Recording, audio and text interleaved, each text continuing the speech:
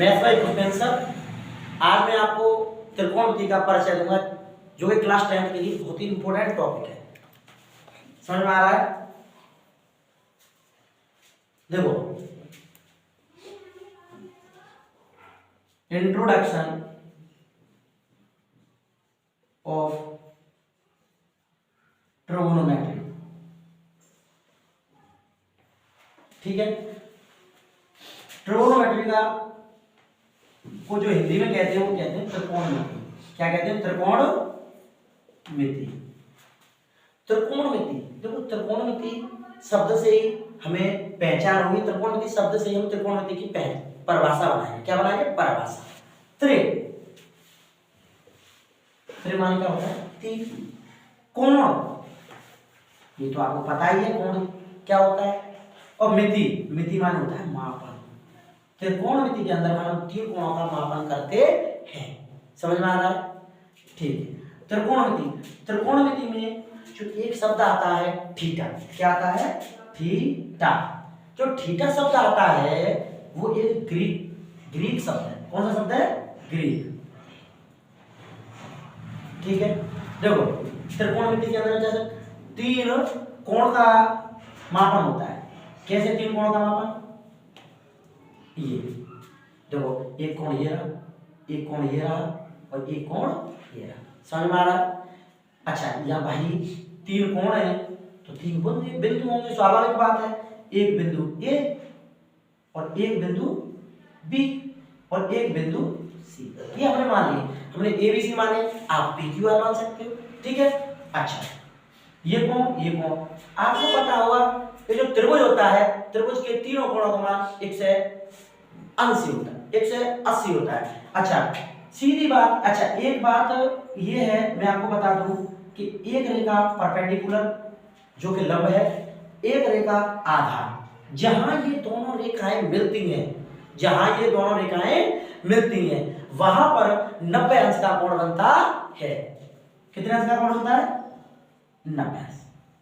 ठीक है, इस 90 अंश के कोण को हम समकोण भी कहते हैं। क्या कहते हैं? समकोण। ठीक है। अच्छा, इस त्रिभुज में जब एक कोण 90 अंश का बनेगा तो इसे हम, त्रिभुज तो है ही, इसे हम समकोण त्रिभुज कहेंगे। कौन सा त्रिभुज कहेंगे? समकोण त्रिभुज। समझ में आ रहा है? ये समकोण त्रिभुज है। अच्छा, इस त्रिकोणमिति में 6 कंटेंट होते हैं। कितने कंटेंट होते हैं? 6। इन कंटेंट के बारे में हम थोड़ा सा पढ़ाएंगे। कौन कौन से होते हैं? एक तो होता है साइन, एक होता है कॉस, एक होता है टेन, एक होता है कोसेक, एक होता है सेक और एक होता है कॉट। देखो, इन 6 कंटेंट में आपस में एक रिलेशन होता है। क्या रिलेशन होता है? जो साइन होता है ये कोसेक का विपरीत होता है। क्या होता है? कोसेक का विपरीत होता है। देखो, कोसेक का विपरीत है तो हम किस प्रकार इसको लिखेंगे? जैसे ये साइन है, ये साइन है, तो हम इसे कैसे लिख सकते हैं? 1/कोसेक। क्या लिख सकते हैं? 1/कोसेक। अच्छा, कोसेक है, इसे हम क्या लिख सकते हैं?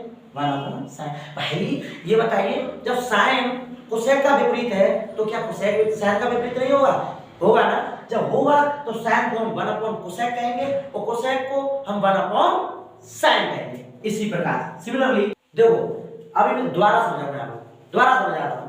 जो साइन होता है, साइन होता है वो कोसेक का विपरीत होता है। कोसेक का विपरीत होता है। देखो, साइन 1/कोसेक, कोसेक 1/साइन। अब इसी प्रकार जो कॉस होता है वो सेक का विपरीत होता है।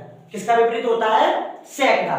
जैसे इसी प्रकार जो हमने इसको लिखा है, जैसे कॉस है, इसको हम क्या लिख सकते हैं? 1/सेक, 1/सेक। और सेक है उसे हम लिख सकते हैं 1/कॉस।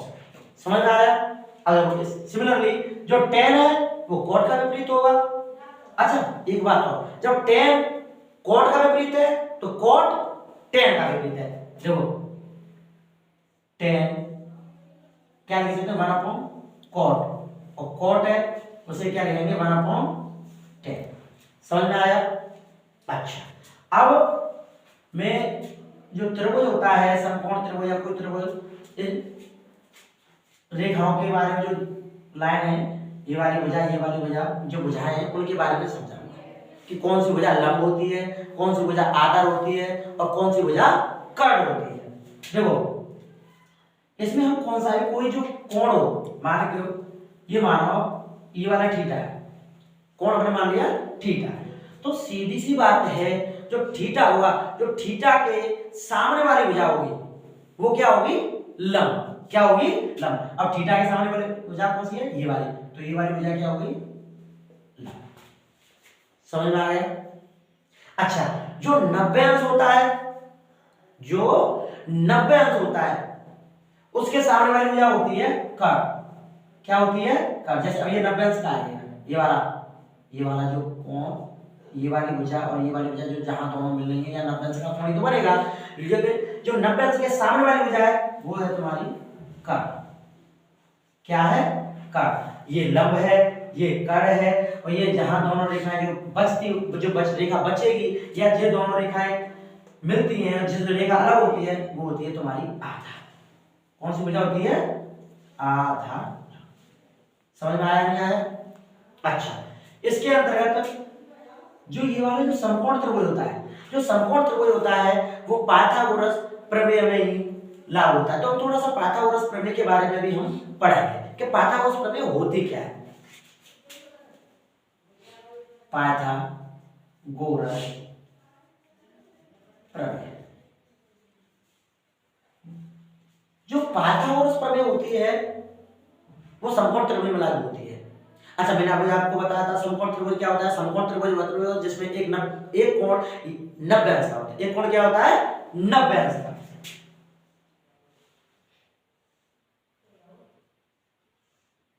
इस पॉइंट को ए मान लो, ये पॉइंट बी और ये पॉइंट सी, मान चलो ये 90 अंश है, ये 90 अंश है। तो इसकी जो सामने वाली भुजा होगी वो क्या होगी, कर्ण। मैंने बताया इसको कोण मान लिया थीटा, और जो थीटा के सामने वाली भुजा है वो क्या होगी, लंब, और ये वाली जो भुजा होगी वो आधार। जो पाइथागोरस प्रमेय होता है या पाइथागोरस प्रमेय का जो सूत्र होता है वो होता है कर्ण स्क्वायर बराबर लंब स्क्वायर प्लस आधार का स्क्वायर। समझ गए ना। अच्छा, भुजा के अकॉर्डिंग माने, भुजा के अकॉर्डिंग ये वाली भुजा जो कर्ण है वो है AC, तो AC का स्क्वायर। ये वाली भुजा लंब AB, तो AB का स्क्वायर प्लस ये वाली भुजा आधार BC, तो फिर BC का स्क्वायर। समझ में आया। अच्छा, जो साइन कोस टेन होता है इसमें एक सूत्र मान कह सकते हैं या फिर धर्मपालिका का, कोई भी कह सकते हैं। इसमें आता है लाल बट्टे कक्का। क्या आता है, लाल बट्टे कक्का। देखो लाल बट्टे कक्का क्या होता है, लाल बट्टे कक्का। समझ में आ रहा है। लाल कुछ नहीं है, इसमें जो 3 वर्ड है पूरे में, तो ये 3 जो वर्ड है एन से हो गया लंब,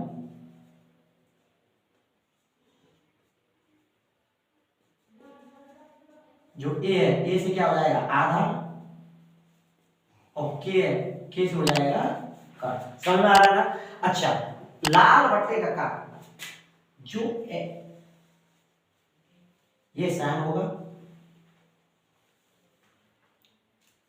ये कॉस होगा और ये टेन होगा। अच्छा ये कैसे होगा, जो साइन है तो साइन में क्या हो जाएगा एन बट्टे के, मतलब लंब बट्टे कर्ण।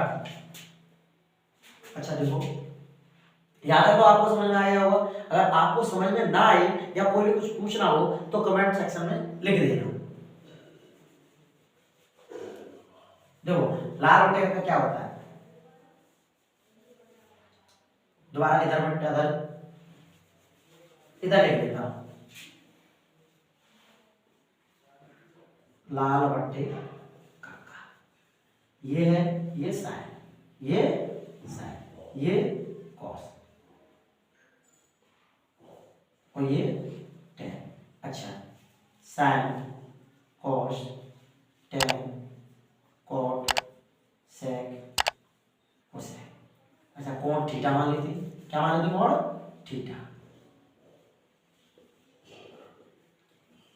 अब देखो, जैसे पहला क्या होता है साइन का क्या हो जाएगा एल बट्टे के, तो एल को क्या कहेंगे लंब और के को क्या कहेंगे कट, ठीक है। अच्छा कॉस का क्या होता है ए को, पहला तो साइन का होता है, दूसरा कॉस का ए बट्टे के, मतलब आधार बट्टे कट, आधार बट्टे कट। अब तीसरा टेन, टेन का क्या होता है एल बट्टे ए,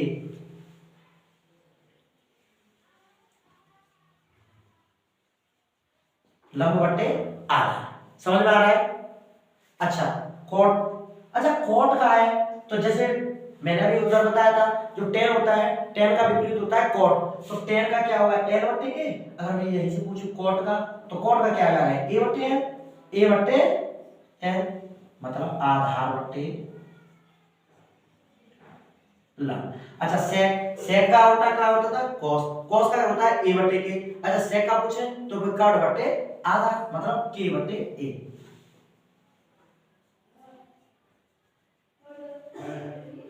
अच्छा कोसेक, कोसेक क्या होता है साइन का उल्टा, साइन का क्या होता है एल बट्टे के, तो कोसेक का क्या हो जाएगा के बट्टे एल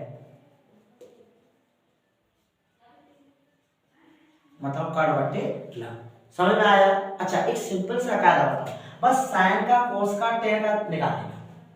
साइन का क्या होता है लंब बट्टे कट, साइन का क्या होता है लंब बट्टे कट। अच्छा हमने अभी पढ़ा है कि साइन का उल्टा क्या होता है कोसेक, तो कोसेक का क्या हो जाएगा कट बट्टे लंब, कट बट्टे लंब, साइन का लंब बट्टे कट तो कोसेक का कट बट्टे लंब, सही है ना।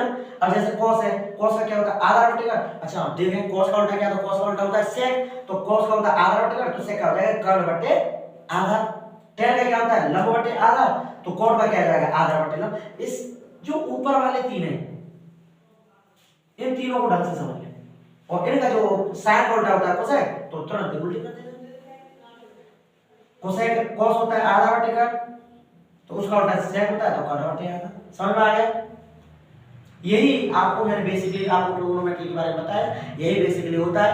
आगे एक्सरसाइज जो त्रिकोणमिति हाई स्कूल में जो इंपॉर्टेंट टॉपिक है एक्सरसाइज 8.1,